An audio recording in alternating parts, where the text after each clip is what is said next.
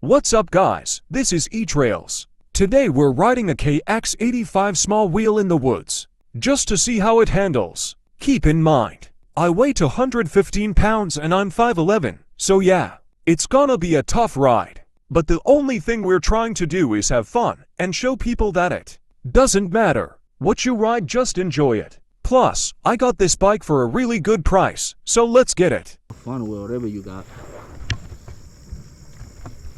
Cause I just sold my 2021 CRF 450 and I got me this shit to have some little fun. So you guys gonna see. Oops.